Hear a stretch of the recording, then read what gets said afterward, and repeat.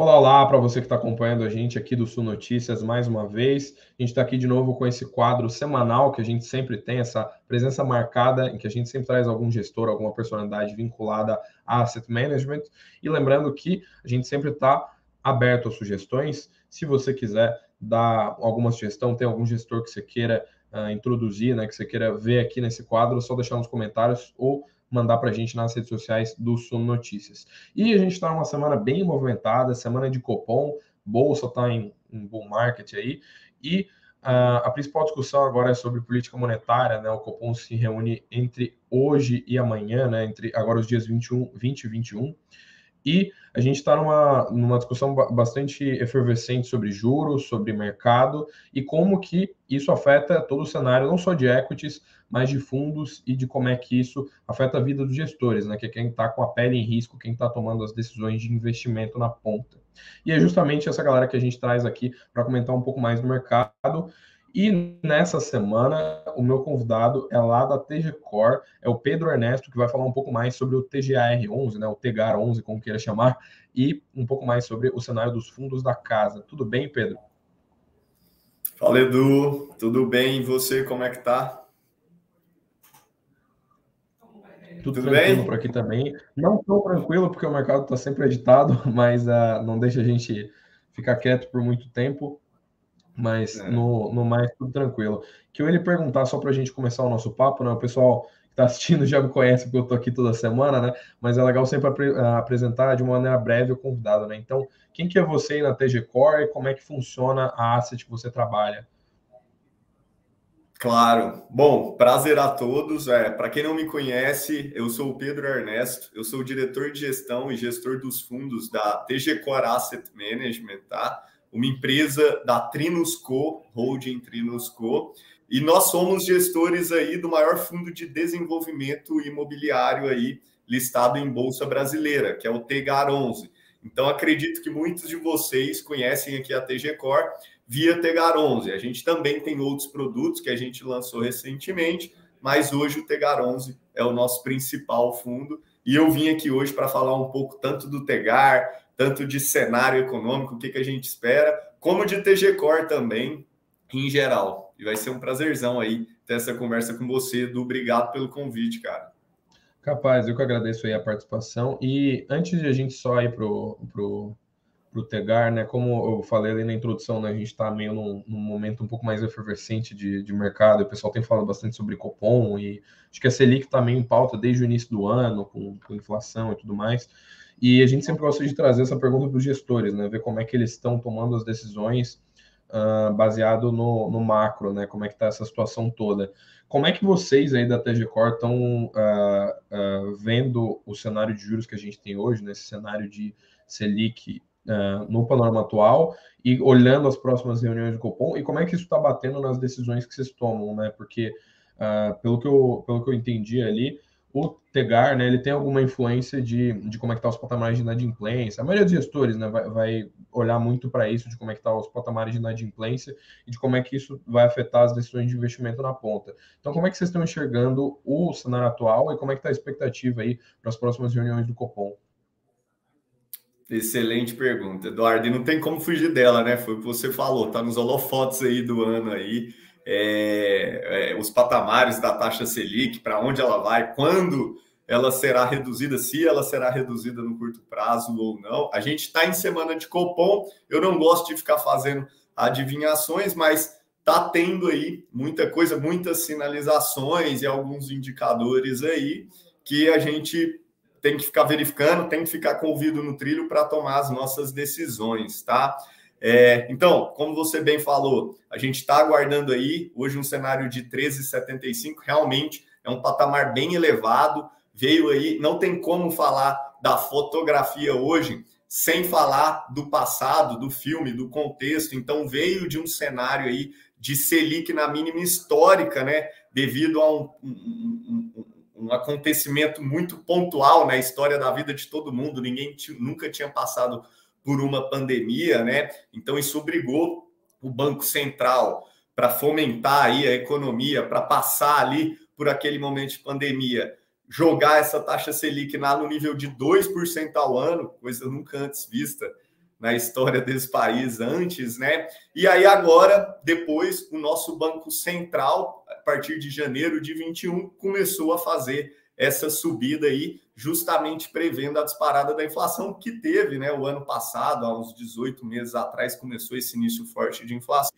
E o Banco Central, que depois que passa fica difícil, né, ser analista de passado, mas depois que passa, a gente viu que o Banco Central tomou a decisão acertadamente, saiu na frente dos outros bancos centrais do mundo aí. Então, o Bacen aqui saiu, começou a fazer essa elevação de taxa aí, a enxugar o crédito antes dos outros bancos centrais do mundo, a partir de janeiro de 21, para conter a inflação, que depois veio essa inflação sim. E agora, os indicadores desse ano, e principalmente os indicadores dos últimos meses, o último mês, por exemplo, aí, a gente já vê um arrefecimento dessa inflação, a gente já vê que a inflação foi acertada, essa tomada de decisão, e agora a gente está com o ouvido no trilho aqui para saber o que o Banco Central vai fazer. Uma coisa muito importante de comentar aqui, Edu, não é porque a gente teve um arrefecimento no último mês.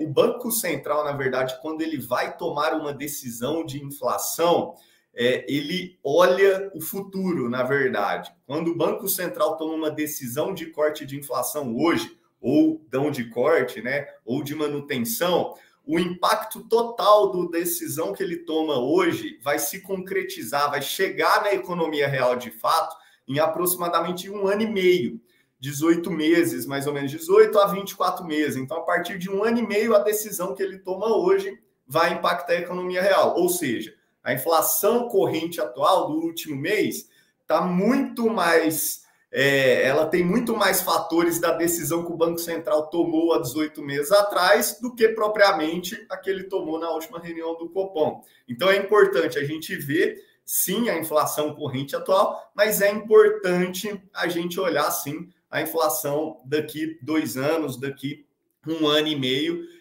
para a gente tentar ver para onde o Banco Central vai no segundo semestre, que é isso que está todo mundo aí perguntando e está todo mundo falando, né? Poxa, vai cortar, tá alto, tá, não tá. Inclusive, a gente está tendo uma queda de braço aí, né, entre o governo e o Bacen, está tendo algumas discussões ali do Campos Neto, mas vamos aguardar, cara. O resto é futurologia, e aí a gente pode falar das ações que a gente está tomando aqui sobre esse cenário aí de Selic alta, né? O que a gente fez e o que a gente vem fazendo para os próximos meses. É justamente isso que eu ia perguntar, se vocês têm... a gente viu os dados de inadimplência ser bem... Olhando um pouco mais para equities, né? Alguns bancos terem influência bem grande, né, de inadimplência nos balanços, terem reportado um pouco mais de relevância. Aproveitando esse gancho, né? Só para explicar para o pessoal, né? O Tegar é mega popular, né? Só não me engano, vocês têm cerca de 100 mil cotistas, você tem um patrimônio líquido relevante. Mas assim, para quem não conhece assim, exatamente como é que funciona o fundo, né? Tipo, qual que é a estrutura dele e como é que ele se caracteriza ali enquanto fundo e como é que no que digamos assim, a Selic bate nele, nessa inadimplência penaliza vocês, o que tira mais o sono dos gestores, digamos assim, quando você tem a mudança nas questões de discussões de juros. Isso.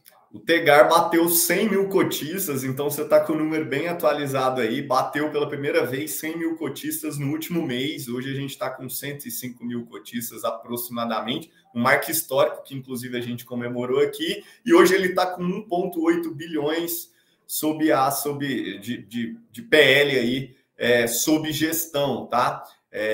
E é o maior, como eu falei, o maior FII de desenvolvimento imobiliário. E aí, como que a gente está lidando com isso daqui? Quais estratégias a gente está adotando? Você falou aí de inadimplência e tudo. O Tegar, ele tem uma particularidade muito boa, que a gente costuma falar que ele é um multimercado dos FIIs, ou um multi-estratégia.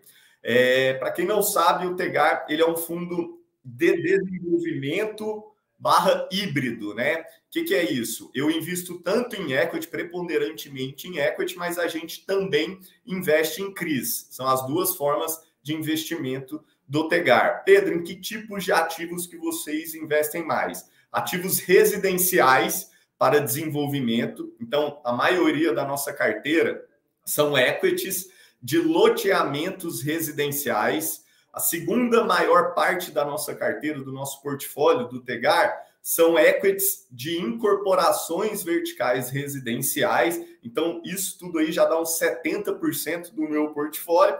E o restante, eu tenho aproximadamente um pouco menos agora de 10% de CRI, mas historicamente o Tegar sempre carregou mais. Mas agora, conforme o meu equity foi maturando, o que é maturar? Eu acelerei as vendas, eu tive mais vendas, eu evoluí as obras, estou concluindo, estou entregando, isso possibilitou que eu reduzisse o número de CRI para investir em mais equity. Então, hoje eu tenho aproximadamente 10, 8% de CRI no Tegar, e o restante eu tenho, são as alocações táticas aí, que é até 20% do meu portfólio, que eu posso investir. Então, a gente tem 2 shoppings na carteira, um shopping na carteira, desculpa, a gente tem um pouco ali de multipropriedade, uma leve exposição em multipropriedade. Então, e aí, o que isso significa, tá? Isso significa que eu posso ajustar, aqui eu tenho um mandato que eu posso ajustar o portfólio conforme a música está tocando. A música do quê? Do cenário econômico. Então, eu posso ir mais um pouco para uma carteira de loteamento, eu posso aumentar um pouco mais a minha carteira em incorporação vertical, quando eu vejo uma oportunidade em incorporação vertical. Eu posso segurar com a taxa Selic subindo. Naturalmente, as taxas dos CRI subiram também, e aí com isso eu posso segurar e começar a originar mais CRI. Então, para se ter ideia, é a segunda vez. O Tegar, ele é de 2016, ele foi listado em bolsa em 2017.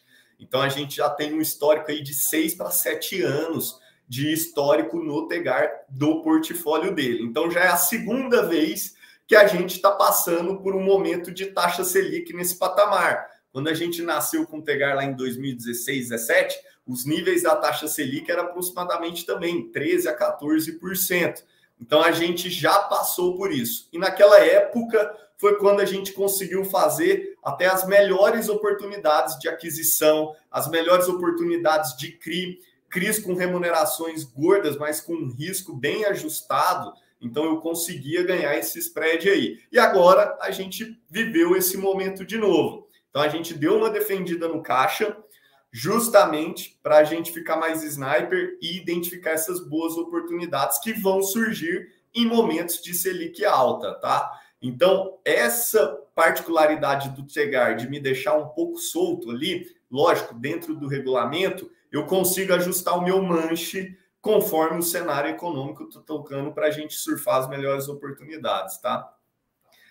Perfeito. E um pouco nessa linha aí, né, só para falar um pouco de um tópico um pouco mais recente, né? Sempre que a gente traz gestor de FII ou de fundo, né, esses fundos FIAGRO, né, qualquer tipo dessa classe de fundo que tem esse tipo de estrutura, a gente gosta de falar bastante sobre como é que tá os dividendos recentes, né? E como é que a carteira tá pingando na conta do cotista, basicamente, né? Então, se a gente traz alguém aqui que gosta de explicar que os contratos vão do mês tal, né, sei lá, fevereiro é um mês que tem menos dias úteis, aí os contratos de crédito são apurados por dia útil, às vezes afeta o dividendo. Então, a gente sempre gosta de trazer o gestor aqui para explicar um pouco como é que está o overview da distribuição de proventos. E aproveitando esse gancho, né, tem uma notícia que, inclusive, está lá no site do Sul Notícias, que é a distribuição mais recente, né, do Tegar 11, que é essa distribuição de R$ 1,36 por cota, que foi, né, anunciada ali, foi agora no comecinho do mês, né, matéria do dia 1º, inclusive,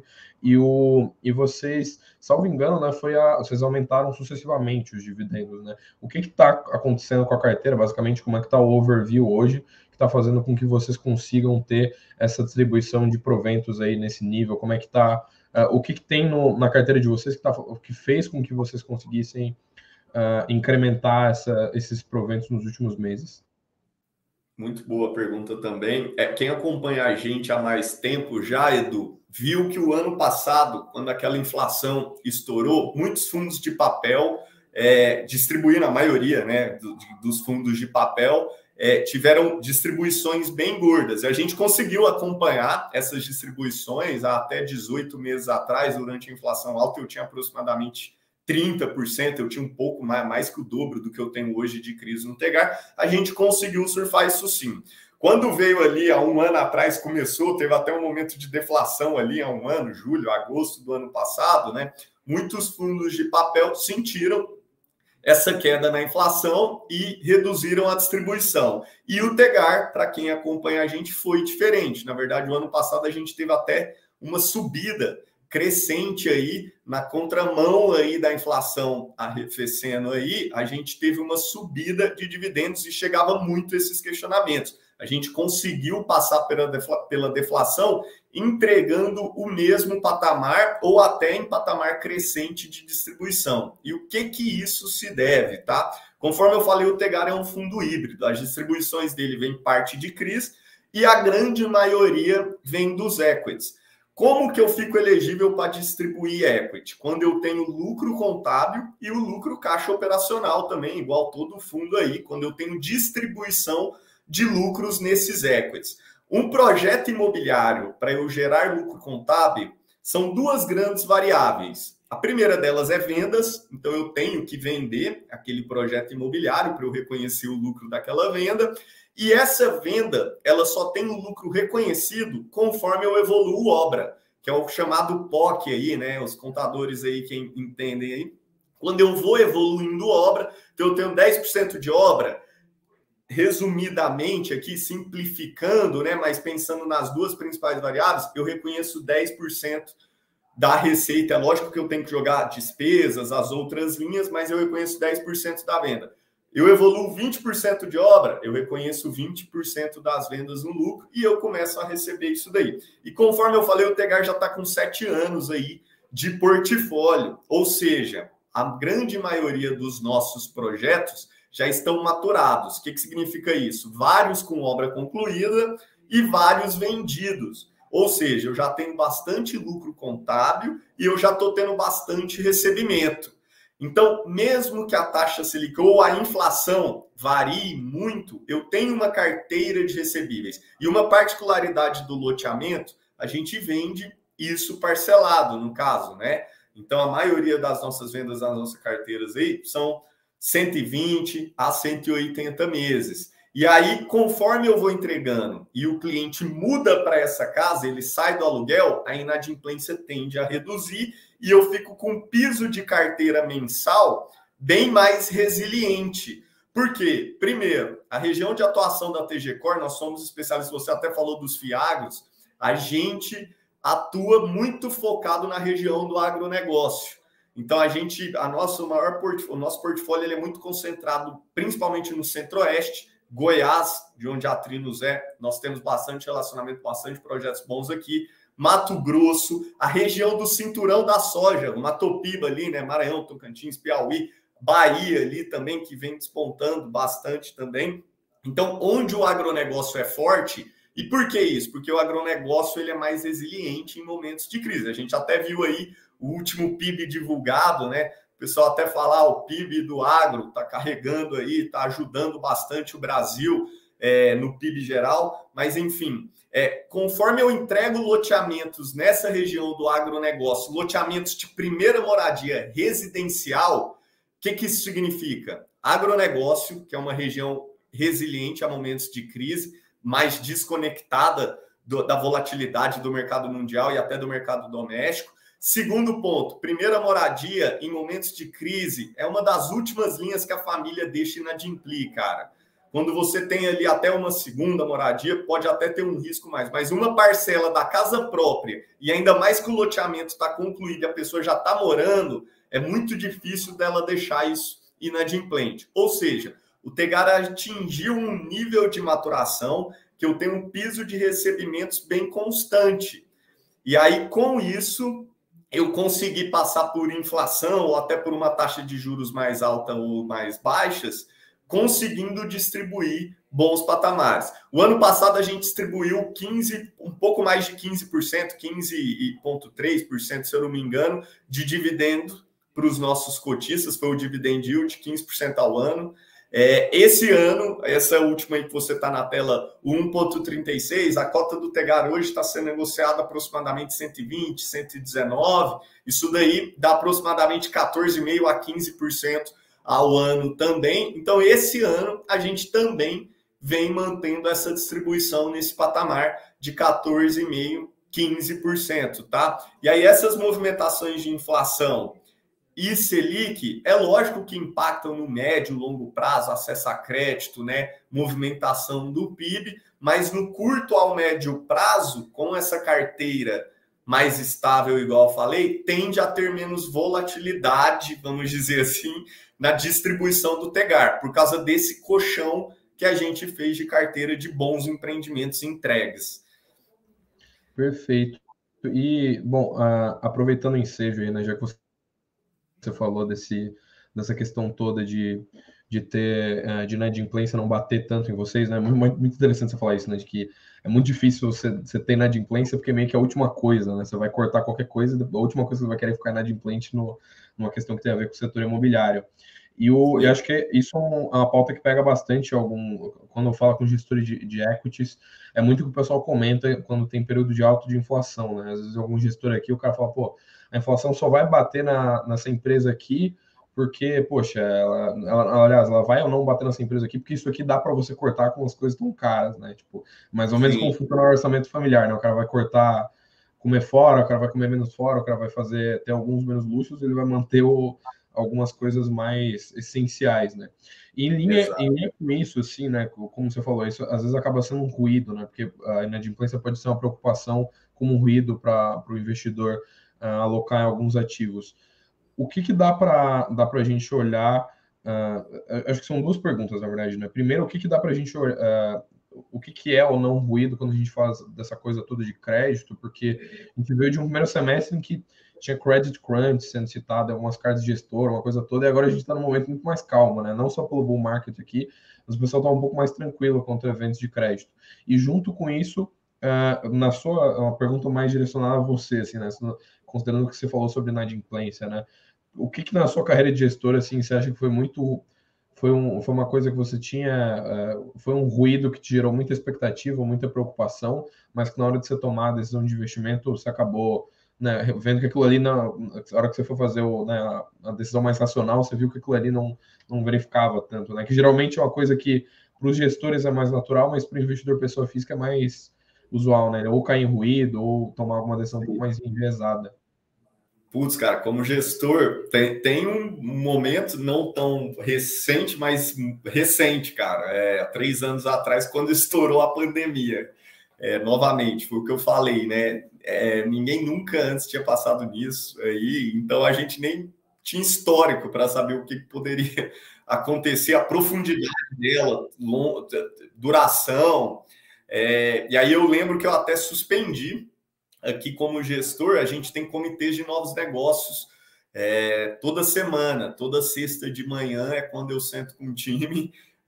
Minha sexta de manhã, minha agenda é travada e eu vou ver as operações que a gente vai alocar ou não, tá? E aí eu lembro que eu suspendi em março, na última semana de março ali, eu suspendi por 2 meses o comitê de novos negócios. A gente tinha recurso em caixa, tá? Só que eu falei, cara, não vou tomar decisão nenhuma, não tenho nem, assim, não tem como eu tomar uma decisão racional de tudo que eu conheço, de tudo que eu estudo, que eu acompanho, porque tudo agora cai por terra, né? É uma variável que ninguém está acostumado a precificar. Então, por 2 meses eu não queria nem ver. E ainda depois, quando voltou, ainda foi eu analisando, sentindo muito. Se eu não me lembro, a primeira operação que eu integralizei mesmo, assim, sem ser aquelas que já tinham uma obra ali andando, uma chamada de capital, uma chamada de aporte ali, mas uma operação nova, foi 4 ou 5 meses, a primeira, pequenininha, que a gente colocou 5 meses depois que estourou a pandemia. Então, foi no início do segundo semestre, que foi a vez que eu mais fiquei na defensiva. Na defensiva ali, preferi defender o caixa. E aí, cara, foi uma grande surpresa. Foi o que você falou, grande surpresa, porque Selic veio para baixo, e aí vendas, né? A pandemia. E aí, o que aconteceu na pandemia? E aí ninguém previu, né? Com o lockdown, as famílias trocaram o consumo por um consumo de serviços, elas começaram a trocar por consumo de bens. Por quê? eles não podiam mais sair para um cinema, não podia sair para um bar, não podia sair para uma viagem. Então, serviços eles deixaram de consumir, começou a sobrar dinheiro no orçamento das famílias para consumir bens, né? Tanto que aí as empresas de venda digital, no caso aí, né?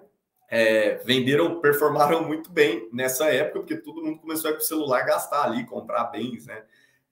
E imóveis foi uma dessas. Então, foi um momento de zerar estoque, quando a gente sentiu ali 2020, onde tinha estoque, a gente zerou estoque, vendeu muito bem a partir de abril, maio. Eu lembro que foi em maio ali de 2020. Começou a vender bem demais. Entramos em 2021 com pouco estoque nos nossos empreendimentos onde a gente tinha. E aí a gente notou esse movimento de troca aí de consumo. A inadimplência também super ok, nada fora dos patamares, a gente ficou com medo na época, né? Mas super ok. Então, realmente foi assim, foi 45 a 60 dias que eu fiquei dormindo ali, tentando desvendar para onde que o mercado iria, pintando. Eu lembro que eu fiz várias análises de estresse aqui, ó, vários cenários de estresse, estressando os meus piores cenários de estresse. E no final não chegou nem perto de se concretizar. Pelo contrário, a gente foi vender bem, receber bem de carteira, e graças a Deus graças a Deus, assim, economicamente para o nosso fundo, deu tudo certo. Foi o contrário do que eu imaginei. Mas foi um friozinho na barriga, viu?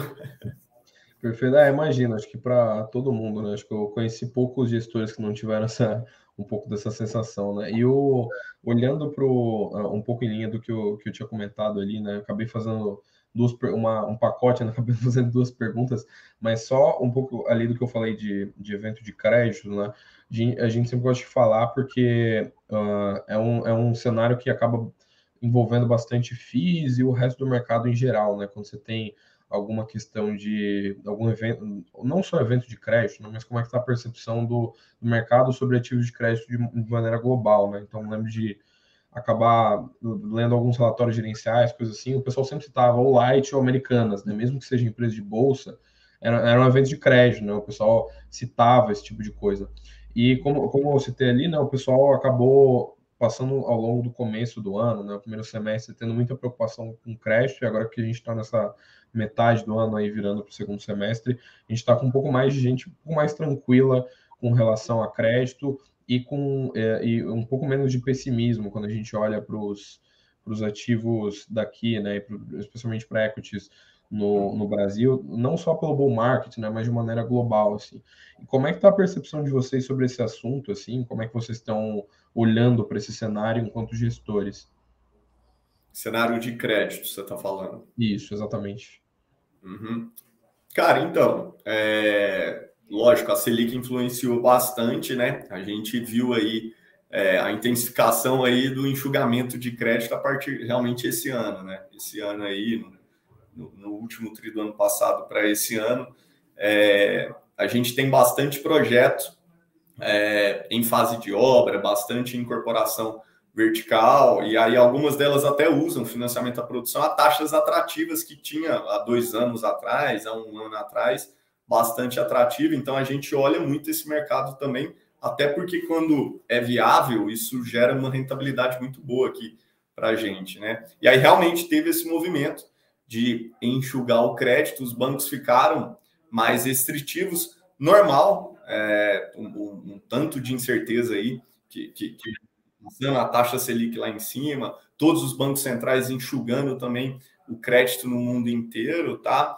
Mas para quem está bem posicionado, para quem tem lastro, quem tem ativo real, que foi o nosso caso aqui, a gente até tem bastante relacionamento com os bancos, também, proximidade aí, a gente conseguiu passar tranquilo também. E do nosso lado como credores, no caso dos CRIs aí, vamos dizer também, começou a surgir boas oportunidades, tá? Então, a gente, o ano passado, eu fiz menor quantidade em menor volume, emissões de CRI para todos os nossos fundos aqui. Esse ano, a gente já deu uma mudada na estratégia e eu comecei a ver boas oportunidades de crédito, justamente por causa desse enxugamento de crédito aí. É lógico que a gente também sobe o sarrafo de análise, mas tem sim bons projetos que a gente ali, estando com um bom relacionamento, que é o que a Trinos faz aqui muito forte, principalmente nessas regiões que eu falei,